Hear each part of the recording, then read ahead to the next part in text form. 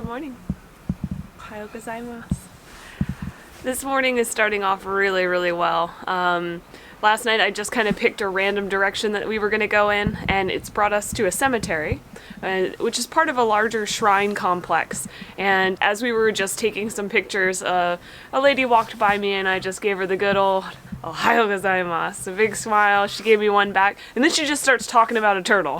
And I didn't know what she was talking about, and then she's just like, come with me. So I followed her over here, and we found this gigantic turtle just hanging out in this random cemetery. And honestly, for cemeteries, I wouldn't really walk around and see what was in every nook and cranny. For some reason, I feel like they tend to be generally the same. So I'm glad that she was like, I know this amazing thing. It's right over here. I can take 2 seconds and take them to the turtle and they get to see him. Absolutely incredible. Oh, and you can do this, but it feels really unsafe. I don't want to hurt him. After we hung out with that turtle, we decided we were going to just keep walking up through the cemetery, and it turns out that it climbs up this hill quite a long ways. I think we've been going upstairs for at least 20 minutes. I mean, there's been pauses to like take in the atmosphere, which has been pretty amazing. Good views over the city, and then just like there'll be a guy cleaning his ancestors' area and stuff. Kind of just watch what's he doing. I've never done that before. Some interesting things to see along the way. Something that has stuck out to me is that because we're going up a hill and it is still this far south in Japan, sort of fall, that further on the bottom of the hill there's a lot of green, and as you come up further you're starting to see the colors change just from the altitude change in this hike up this hill. I don't know if it's a single cemetery, but it is a bunch of gravestones. There's multiple shrines, like multiple areas of worship, but I don't know if all of the graves together make up one cemetery. And we went through that one area that just felt like it fell right out of a Zelda game. Yeah. Like it's straight up like you were just like, okay, I'm in the video game right now completely. It's like when they made the game, they came here to research what they wanted the atmosphere to be. They totally could have. Yeah. Like, oh yeah, we're going to go over to that area of Nagasaki with the cemetery on the hill. That's where going to be our bases. I could completely see that. The little story I wanted to tell was about a fox like this or a dog like this. There's another shrine here in the city that the dogs are known for like having a water type of power, and they have plates on their head. And when you go to the shrine, you're supposed to dribble water into the top of these plates to pay worship to those dogs. The people who used to do this were prostitutes, and prostitutes would do it so that bad weather would come and the sailors would stay in the port. So I read that this morning, and then I saw this dog and I was like, you gonna help those prostitutes? But this actually isn't one of those dogs because it doesn't have the plate on its head. And I looked up the other shrine, and it's a little ways away. Maybe somebody wants to keep the good weather here is taking the plates and hiding them. Yeah. They don't want these whores screwing up everything for them. They got Trying to go fishing. They got some picnics planned. Yeah.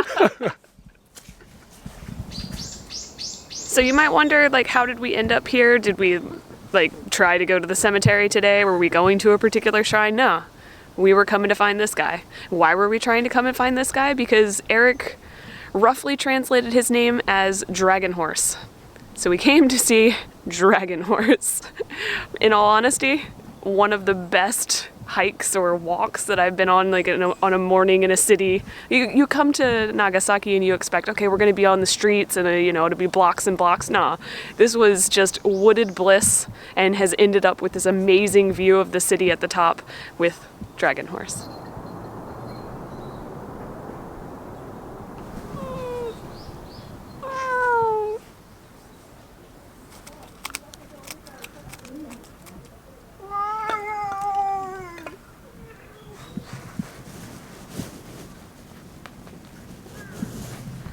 We've come back down the other side of the hill, and this way it's got a lot of stairs as well, except you're going through like a residential area. Yeah, there's no Zelda over There's here. no Zelda over here, but there's a lot of like little cute houses and things like that, and then there's like a nice little street.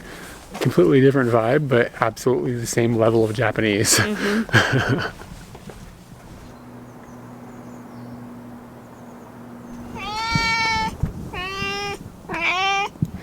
Sometimes when you're coming down some of these paths, you come across a cat, It is so aggressive in its desire to be petted. It's almost like you're trying to get past a mid-stage boss in a video game or something.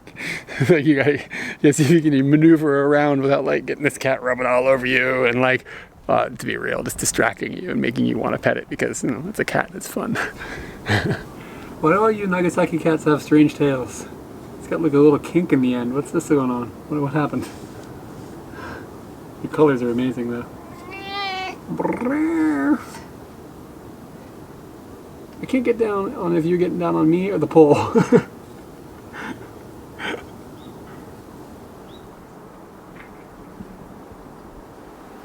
We've made our way down the hill, and that brings us to these two parallel roads. One of them has lots and lots of shrines on them, and the other one has many, many bridges. We've come to the shrines first because it's the first one we encountered, and the whole road is just lined with shrine after shrine after shrine after shrine. From what I can tell, we looked over and it looked like a lot of them look very similar, but I've never seen this much moss. Or I don't even know if that's moss. It has grown into something bigger than moss. It looks really cool on these stones that you see with castles and moats, like around moats. You know what I'm saying? Like they've got the rocks, but here they put the green on top of it. It looks good. Makes it slipperier so you can't climb it. Yeah, tactically we're gonna have to try harder with this one.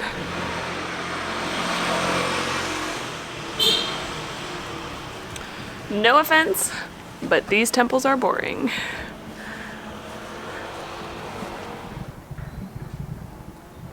Boredom averted. I have never gotten to do this before, and I now live here. Forever. So this is my new place. We're gonna put the bed here. It's gonna be a bit difficult with the, I don't feel like that's a bell. It looks like a bell, but I would never call that a bell. And it's not a gong, but it sounds like a gong. Sadly, we're not gonna get to try it out because we're just not in a place where I feel like we're allowed to do that. I also don't feel like we're allowed to be in my home. So, trespassing? You kicking me out? Get out of here. I think I spoke too early about the boredom because we just walked around the corner and this exploded. Did not expect something this colorful and big to be right next to the small gate we were playing in. I felt like a child over there and now I feel like a tourist over here. I think we upset the gate. And then shoot that guy's face because that's the top of the gate. Those are instructions for you later. So to be fair to Katie's comment about them being boring, the first few that we went to kind of were a little bit strange in a sense that they had this old school shrine and then right next to it, it just seemed like a residential piece like snapped onto the side. And it just, you don't usually see that. There's usually a fairly strong distinction between like religious place and then living areas. Or at least the living areas are constructed in a way that don't look like modern homes or whatever. And it was a little bit strange that it felt a little uncomfortable, which is not what it usually feels like when you go into these shrines. You felt like you were in somebody's yard. Yeah. And it just made it a little bit like, I don't want to dig in a little bit or like peek around corners because you just don't want to be like looking in somebody's bedroom window or something, you know? So that was like the first few, but the rest have seemed a little more traditional in that sense. Hold on a second. We got a dude with a dragon on his head. Pretty happy about this. Yeah. See, things are going up. It's nicely painted. It is nicely painted. Who's Kintama are you talking about? I'm talking about that Kentama. Oh. He's holding on tightly to that Kentama.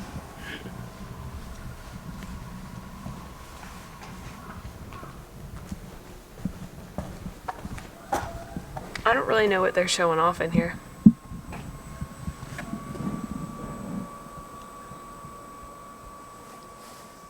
On Shrine Road, there is a shrine that has a little bridge that connects two of the buildings.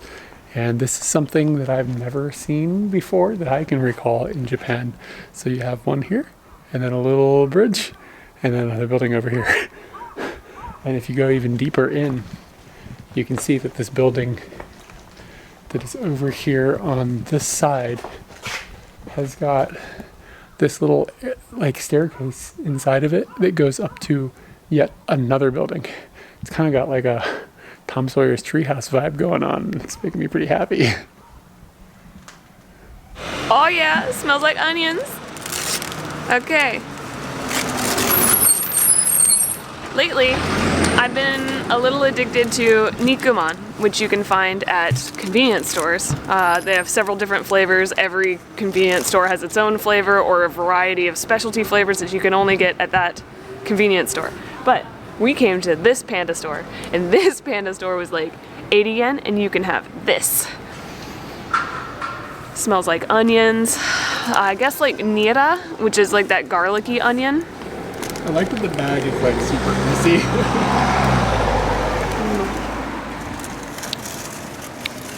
That lady said oishii desu yo.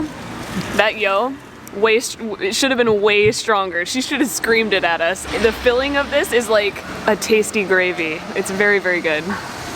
You gotta have this. I gotta have this.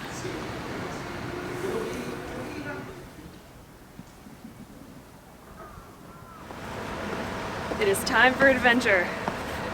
We had all the fun over at the temples, and now we've come to where the bridges are, and we saw something really amazing just up ahead. There's these birds, they just look like prehistoric birds, and I recently, 2 moments ago, just saw a statue and thought to myself, oh, you know, you won't see that, and it's sitting right there in front of me. I can't believe that. And surrounding it are tons of koi, just swimming around in this, I guess it's a river? Is this a river? Stream? But amazing.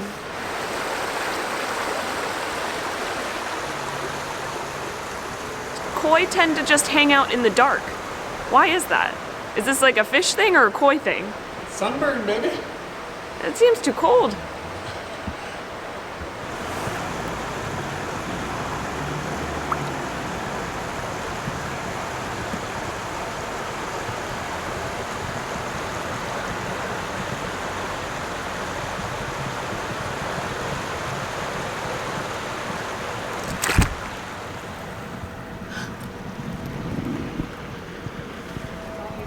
Man.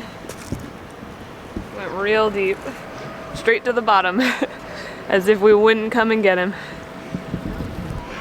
I kind of knew that would be like something that might be intimidating for him, like a shadow coming from above, but when he jumped down, even though I had thought it was going to happen, it still quite startled me. Startled you? He made eye contact with me before he jumped in. Really? Once our eyes met, he was down. Among the bridges is something that caught my eye on Google Maps, which was Spectacles Bridge. I assumed that with the plural, you know that it's glasses, but I just thought, oh, it's going to be spectacular. It's going to be something extremely beautiful or whatever. And then you get here and you're like, what? Spectacles, the reason that they're using that is because the reflection causes the two arcs to look like glasses. And it really does. You're seeing some spectacles over there. Spectacles? Yes, I got that right. But what's interesting about the bridges along this stream is that in 1982, a flood came down, knocking out all of the bridges. Unbelievable to me. I can't even imagine that. And they have reconstructed all of the bridges with the stones that they found. So these are still kind of the same bridges, but might be different pieces brought together to make it happen. We just ran across a map, which is kind of fun to put maps into videos. I've started to get really excited about it, but this map will show you what we've been doing today a little clearer than just me verbally explaining it. So there's this river here. We're currently walking along this river that has tons and tons and tons of bridges all the way along it. But if you go a little bit north, you can see all of the different shrines that we were walking along as well. So that's where we've been today. Totally forgot one of the coolest things that I saw. Apparently there are little heart stones here that you can find, and we're gonna go see if we can find them. Maybe my reading isn't that good, but somewhere in these walls down here, there should be a good number of little hearts that look like stones, but in the shape of a heart. Usually when they have these little river walks in places like this, it's actually a really serene and safe thing, but this one has got a couple of moments where it's a bit like this.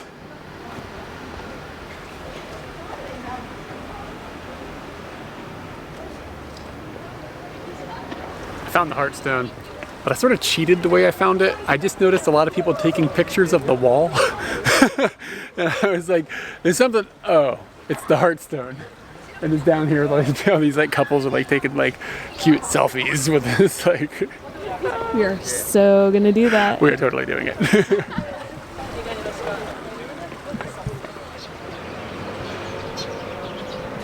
when the fall colors come, there's a lot of people, me included, that assume there are some great places to go and see fall colors in Japan, and there definitely are. But when you're living in the city and you are working, you sometimes don't have time to get out there.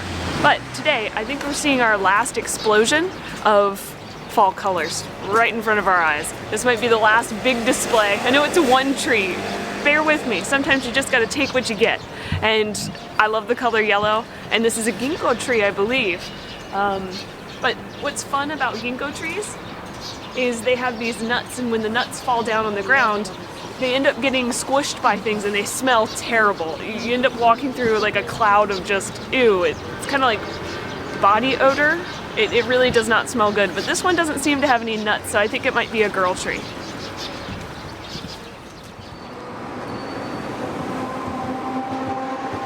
I think one of the biggest meals or most popular meals that you can get in Nagasaki is champon. It's kind of like a ramen soup. It's got a particular kind of noodle. It doesn't look so ramen-y. It's like white, a little bit thick, kind of like a mini udon. And usually comes with lots and lots of vegetables on the top and some fish cakes and things like that.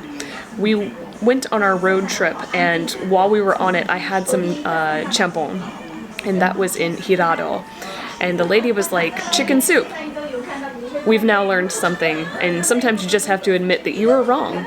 The lady may have served us chicken soup because it turns out that the broth for champon is usually either a mixture of pork and chicken, or sometimes completely chicken.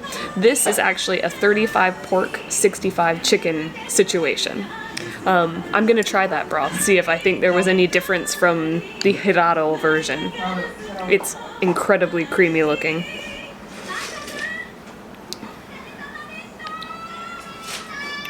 Kind of a soft flavor, there's no real like pow to it. It's just homely. Okay, kiss me, please. And not anything that I would write home about. Well, what's interesting about this place is it's got an extremely high score on Tabelog, which is what we use for restaurants that we want to go to. It looks like they grill the vegetables first. You can actually see some of the grilling on there. That good. Time for the noodle. I'm not very good at this.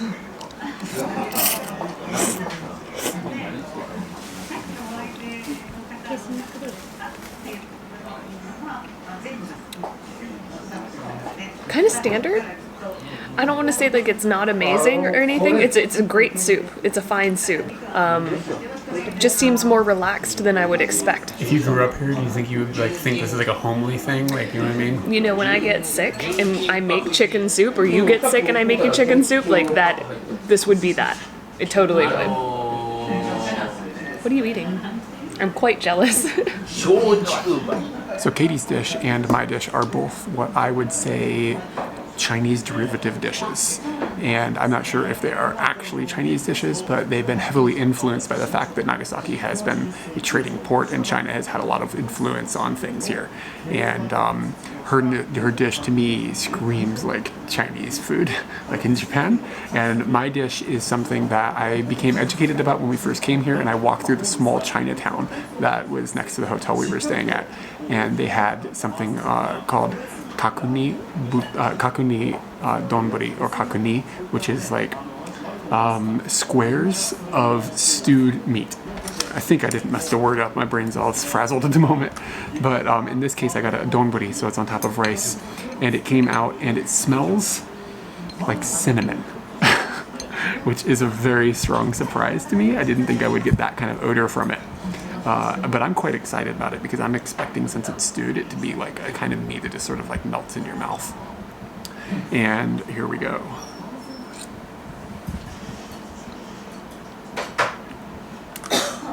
It doesn't taste far off from what I have had from like a Chinese restaurant in the United States, to be honest with you. Like, there's something about, you know, that red meat on a stick? It's kind of like that. Not exactly, but it's in that neighborhood. It's pretty good, and it was really cheap actually. I expected this to be an expensive dish. It was like 700 yen. You should be jealous. This is damn good. So as good as that pig was, the staff was really, really strange. The whole situation was bizarre. We went in, and of course, I mean, people can be kind of surprised if you can speak any Japanese at all, and that's fine. But like, I ordered my food, and the dude that took our order just turned around to the other customer, like this other customer that was in there, and just like in Japanese right in front of me, he's just like, he spoke Japanese. Like, it's so weird to have somebody talk about you in that way. Like, he was just flabbergasted, I guess, and we were like, what is going on with this guy? But it turned out he was just kind of a strange character, because there was this sumo match going on the television, and there were these two Japanese people there. And the dude that took my order, he spoke very good Japanese, but I believe he was Chinese, because he was also speaking Chinese. And the food and everything, so I think it's kind of like, you know, that's his gig. He's like the Chinese cook or whatever, and like I said, he's doing a damn good job. But the sumo match is on, and it's showing like this famous sumo wrestler who's a foreigner, and he's wrestling, and he's like a champion or has been a champion. He's very good sumo wrestler, and there's these two Japanese customers, and he starts talking to them and telling them that Japanese people aren't good at sumo because they're too small, and that they need to change their diet and stuff. And he was like, telling them what's wrong with Japanese people, and they were really not okay with it. Like, it was super, super awkward. So, I don't know if that's like a really important story or anything, but man, it was a scene. I got so like anxious listening to this, like the way he was talking. I was like, we got to get the hell out of here. I can't deal with the awkwardness that's going on. And right as I went to pay, the lady, or the couple of the Japanese people that were being told that Japanese people aren't good at sumo by the Chinese guy, she just cut him off and like was like, I need to pay. Like, just cut him off mid-sentence. It was such a strange situation.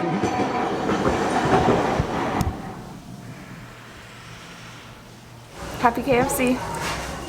Happy KFC what? Just KFC. It's the 25th of December, so in Japan it's KFC Day. And it's a funny thing that this has somehow turned into a, like, everybody here eats at KFC. It's like, not everybody, but it's like a thing. Like, everybody has fried chicken for Christmas. And somehow KFC at some point did some marketing or something that just tricked everybody into thinking this is what goes on everywhere, like I guess in America or something. Because when I speak to Japanese people, they're like, oh, you have fried chicken like for Christmas? And I'm just kind of like, no, not really.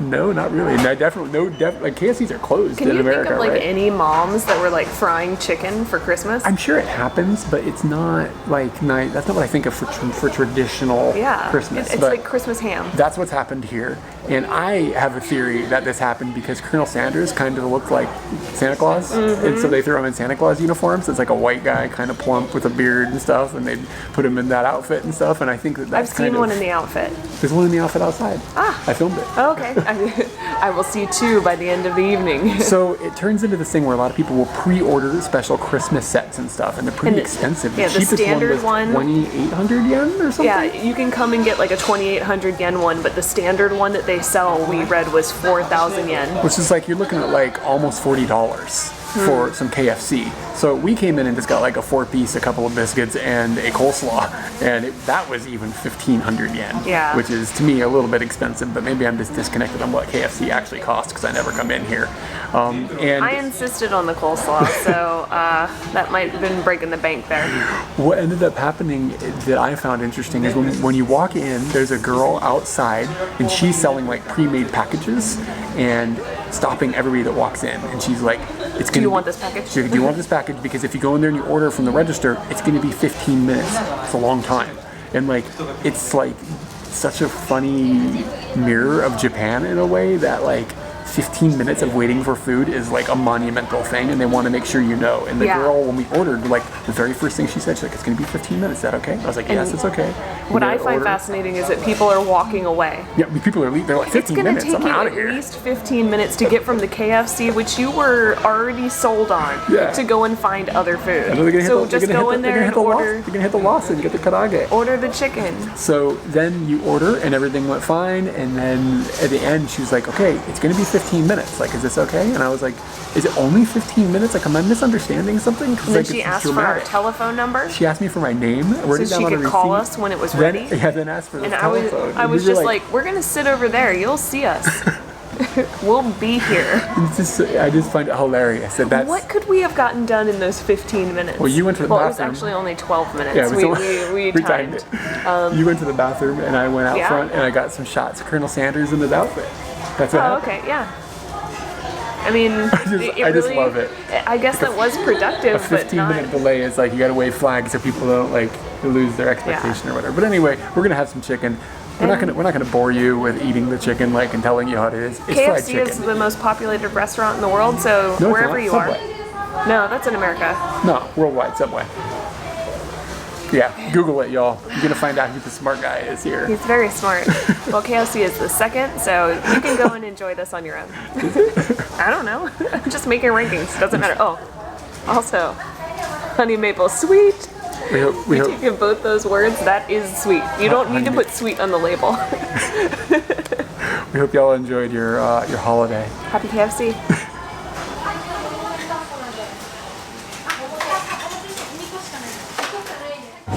It is morning time again, and today we're heading to the Peace Park, and we're riding the tram for the first time. It's kind of exciting because we're not around trams too much. I guess we live close to one, but we never used it. But this is definitely being used by people. It's one of the major ventricles through the city, other than buses. And buses are stinky. I don't know, are trams stinky? Do they smell bad on there? No, it's electricity. Yeah, it smells good. And this tram in itself is beautiful. It's like an elegant tram. It's like a beckoning back to a day of finer style and delights. It's just looks really nice.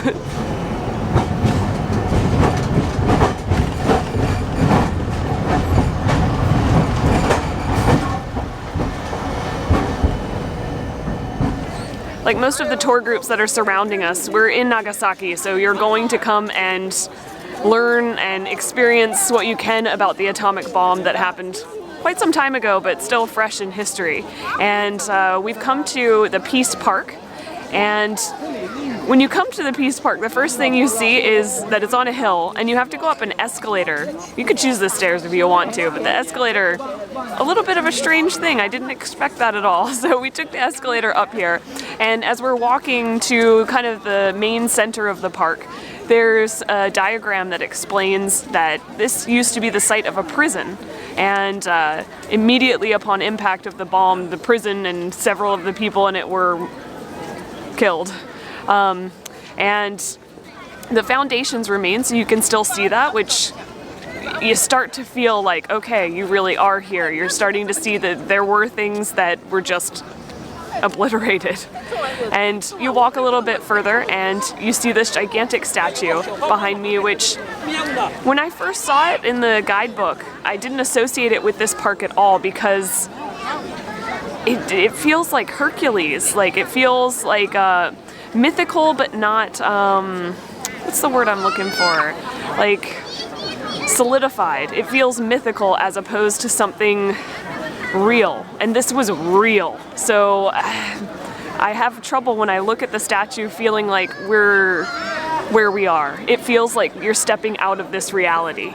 And what I read about this statue is that the right hand is pointing up to the atomic bomb, the left hand is pointing to peace, and the face is praying for the victims that were affected by this. Kate had mentioned that up on this hill there had been a jail that existed when the bomb had been dropped, and this is the remnants of the jail, and this is what is left now. And even though it was 1945 that the bomb was dropped, this is what it looked like basically seconds after the bomb was dropped. It hasn't deteriorated significantly since the 1945 time period, and they've sort of preserved it as it is, so you can see like the actual devastation that could be brought by such a weapon. And this was the closest public building to the epicenter of the bomb where it had dropped, and it was like a couple hundred meters that direction. And again, it just like, this was stone. It was a jail. Think about that. Think about how like robust such a structure would be, and it's just like completely gone. And there were also a few other buildings up here as well, wooden structures and things. Of course, they didn't last either.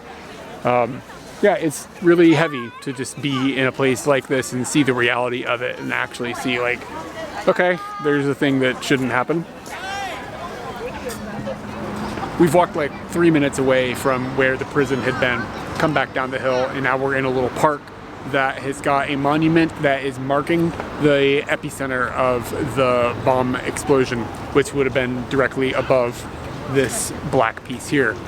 And it says that 74,000 people were killed, 75,000 people were injured, 120,000 people were left homeless, and that is out of a population of 240,000. So it'd be hard to find somebody that wasn't directly affected by this at the time. Like, just crazy. Most of that, if I understood, was within 4 kilometers of the area. Was it? Yeah, that's what I read. Okay, yeah. So this is a bit different than the Hiroshima bombing because the shape of the city has got, it sort of sits in a valley. So 3 of the 4 sides of the city have got mountain ranges around it, and then it goes out to the ocean. And the explosion was sort of contained in a way that it wasn't in Hiroshima. So even though the bomb was a more powerful weapon, it did do less actual destruction because Hiroshima is a flat area, and it was able to just continue, like the force of the explosion was able to continue out. But even regardless, it's still like, I mean, like 74,000 people just got turned off. And like, it's just one of those numbers. How can you quantify that in your head? How can you, I can't think of 74,000 things, you know, and there were people. So I don't know, man. It's just like, stuff like this is just like intense. Over here next to the monument for the epicenter, am I saying it wrong? Is a piece of a cathedral. And this had been originally built about 500 meters away from here. And it had, again, a cathedral, like a prison is a pretty fortified structure. It had been very heavily, I mean, it was destroyed, but there were still pieces of it that were standing. So they had brought one of these pieces from that point and brought it over here just as a reminder of the power of the explosion, or just like what could happen, what these stronger buildings, how they were affected or whatever. So again, the cathedral is completely gone, but this is just a remnant that they moved over to this area. But even like 500 meters, like that's a half a kilometer, y'all. It's a long way away. In this park, they've got a little area with origami cranes, and that is something that school children will fold, and they will put them together in these big long strands. You can see how this one is strung together. And then they bring them to the park, and it's like a symbol of peace. And the impression I'm under is that the kids are learning about the history around the situation, like during the time that they're doing this and stuff. And it's just something that is a way, I think, to make it a little more impactful for the kids to remember like what's going on when they have something that they're like doing tactilely.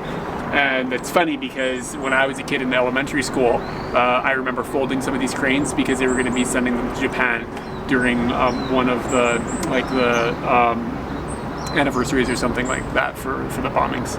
And this little sign here basically says that so that we can prevent the reoccurrence of war, we're learning about the situation to pass on the information to future generations so that the people of the world, everybody of the world can continue, like we wish for all the people of the world to continue to be able to smile and like laugh and stuff.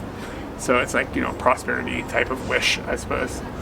We found a really interesting map that gives you a very true perspective of what things looked like before the bomb hit.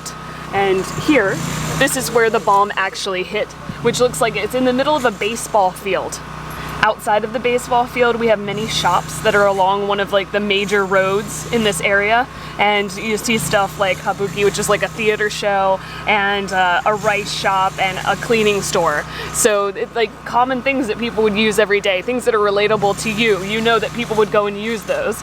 Next to it, you have houses. Inside of each house and each shop, you can see the name of the people who lived here. This is the Mori family. You're putting names on things that you wouldn't normally have that's a person, that's people, that's the people that were living there. And more homes here. It really gives you a human perspective.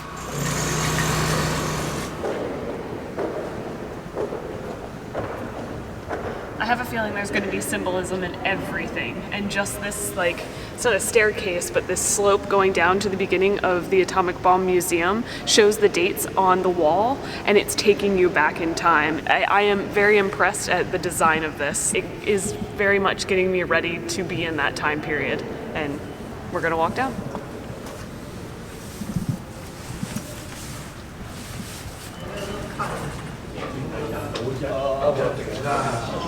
私はこの絵ですよね。これが助かったんです。これもオーラテンションの裏版があるんです。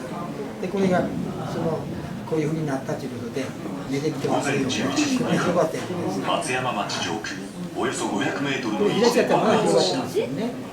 西、東、こっちは南ですよ。We went through the atomic bomb museum that they've got here, and it was kind of exactly what I expected it to be, where they show a whole lot of artifacts and things that were collected after the explosion, and a lot of them have got kind of a connectable feeling to them. Yeah, like lunch boxes. Like a lunchbox, or there were like stained glass pieces from the church that had been destroyed, like little teeny tiny pieces of stained glass window. And they also show a lot of like photos and stuff that are fairly graphic of the people that had been affected and stuff, and what had happened to the scarring that they had gone through, and then the radiation that they had had affect them. Outside of pictures, I saw that there was like a shard of glass that they had taken out of somebody's foot. Oh, I didn't see that. 10 years after. And one of the recordings I was listening to said that they're still taking glass out of people now. And they were, and then I saw a bunch of times where they had mentioned trees that had been cut down like recently. And when they cut the trees down, they had found chunks of glass or chunks of metal that had just been blasted into them. So they're still like even just discovering this stuff now. And they had a little area that had like testimonials of people that had been there during the explosion and how it had affected their lives. And to me, that is like the absolute heaviest thing. Is the personal connection. Yeah, man. And there was this kid that said that his mom was at the school it was 5 years after the bomb, and he was in 4th grade as an elementary student. And his mom had been at the school and died during the explosion, and he still had to go back to the school because they had reconstructed it and everything. It was in the same area. And he said that when he digs into the ground with sticks, he can see ashes, and in the ashes he sees his mother's face. And like just like read things like that. And it was like this guy that was like, I went to work and I left my family, and they smiling goodbye. That one hit. That was really sad. He's like, I came home and I didn't have my family was gone. Like I was middle-aged and alone, and just like reading those things, man, it's really really heavy. Yeah, he went into more description that was really just, and not like graphic description, emotional description. Like feelings you could never want. I don't know how to explain. Like feelings you never want to experience. It was really sad. Mm-hmm. I got a little distracted there. And then it goes through and talks about World War II and gives kind of a timeline. And then they talk about things like since World War II, like the history of like nuclear weapon testing and the Cold War and things like that. Something that when we went to the last one, we went to the Peace Park and the museum in Hiroshima, and at the time, I couldn't read any or understand any Japanese at all. This was quite a few years ago, and now I can read enough Japanese to be able to like kind of gather the mood of the way that things are written. And I had been curious if the Japanese would be written in a different mood than the translated English. And I wondered that when we were at the last one years ago. And I went through and I read a bunch of the English, and I looked back at some of the Japanese about the sensitive subjects, about the facts surrounding the war and things like that, where like there was this invasion of China, and there had been people that had been brought here from Korea as basically slave labor and things like that. POWs and Japan's fault in the war and things like that. And I was wondering if they would be softer in the Japanese than they were in the English, and it was written in the English and Japanese essentially identically, and it was very factual and fairly dry. There weren't very many things that I saw that were like embellishing emotion in the story of what was being explained by the museum. Of course, there was a tremendous amount of emotion in the recounts of the people that were involved, but the way that the curator of the museum has presented everything is very factual and very dry, and I kind of think that's a good way to take it. And I was kind of, it was good to see that it was written like that in both languages, and it was very well translated and everything. Yeah, I don't know, I think that kind of sums up what we saw down there. Yeah. Down there. Yeah, well, it was down in the basement. I know, but that's just like where terrible things go. They go down there. Yeah, it was heavy, like you'd expect. Yeah. I don't really have much to say on it. I think we all know I'm how I am. That was. I don't have words for it.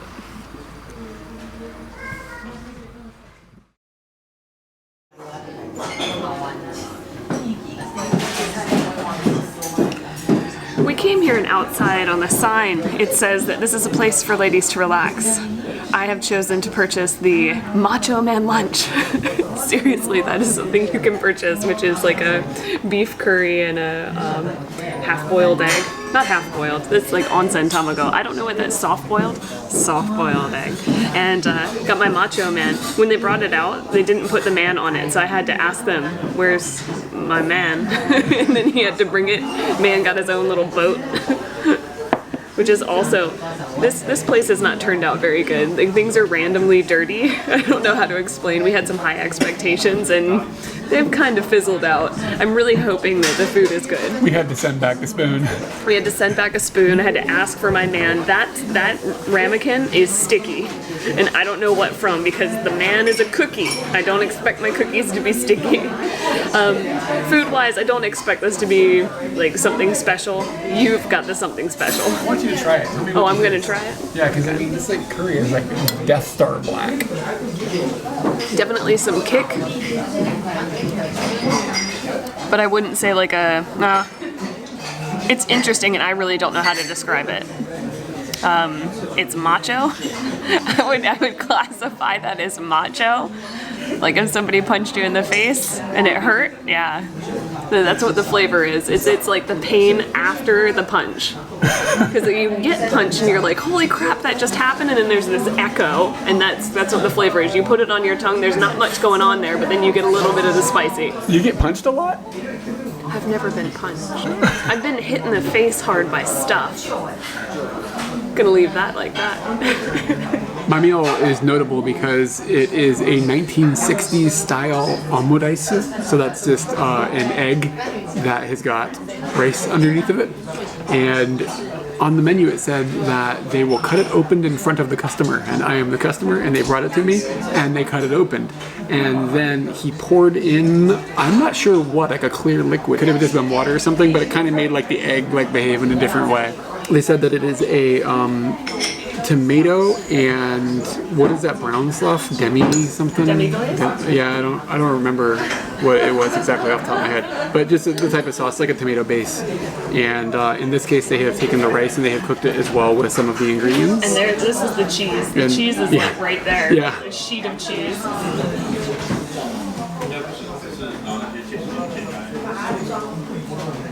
It's alright. Tastes like the 1960s in Japan. I can see that. The cheese is a little bit of a disappointment. Like it looks like they just took a piece of Kraft, like like the packet cheese with the plastic, and just like slopped it on there. You know, in the context of the dirty spoon and the dirty man boat and the missing man, this makes sense. This is just filling in the rest of the puzzle. I don't say this lightly, but that may have been one of the worst meals I've ever had in Japan. I don't know what was going on there. It was just, it seemed like they were like, we're going to put cute things on the menu to get people to come in here and take pictures. I mean, they got us, I guess, but they didn't want to execute with the quality at all. The guidebook also was like, oh, this is, I don't know if it even said it was good. It was just like a thing with a nice picture. So maybe they just said, this is shit. And maybe if we put it in here. I looked at it. It was like, yeah, this is a place that you can go to relax if you're a lady. It said the same thing as says on the wall here. Interesting. Well, I don't know. I'm not a lady, so maybe I'm not the clientele they're looking for. I did see that, like, on the bathroom, they have all of these ads, or not ads, they have, like, all these articles where the omelet rice was, like, published, and they're really, really faded. So I Maybe kind it was of good wonder back if in the maybe, 60s, man. Yeah, they've kept the same recipe, but the quality of service and the quality of cleanliness. To be real, the service was fine and people were totally fine, but the rest of everything else was the problem. That guy wouldn't talk to you. That's true. He wouldn't speak to I me. think the service and the food really weren't that great. And what do you come to a restaurant for? They come to Those the things. restaurant for the service. And the They food. can go to any restaurant. Frank Costanza, y'all. Cut that end bit about Frank Costanza. I don't know what the fuck I was talking about. It's fika. Ponde. Maybe memories are like, man, he's always just following us. Like, what's these shots? Why are you following me? Creepy. Hey, look at this train. Holy crap. That's amazing. Where's it going?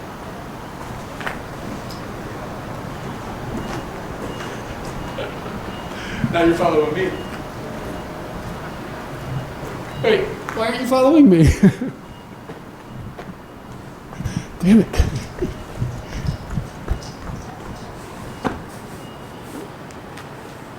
There we go.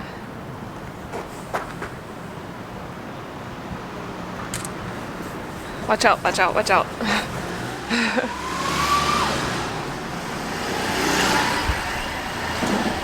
That was dangerous. Worth it? Worth it.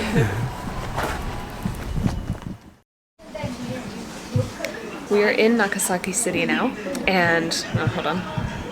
They already know that. Why didn't you put the focus on the chicken?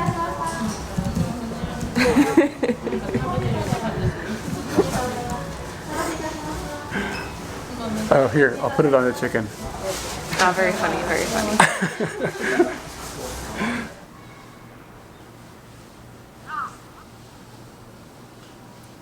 Sometimes there's a display plate. I'll go at the end. Great. Yeah, you're into it. What am I double up? Thanks to everyone at Patreon for supporting our video project. If you'd like to help us make more videos, check out the links to Patreon below. Liking, commenting, and subscribing helps us too. More from Nagasaki soon. Well, if people linked it, it'd be fine. I mean, going old school. Copy paste to your friends.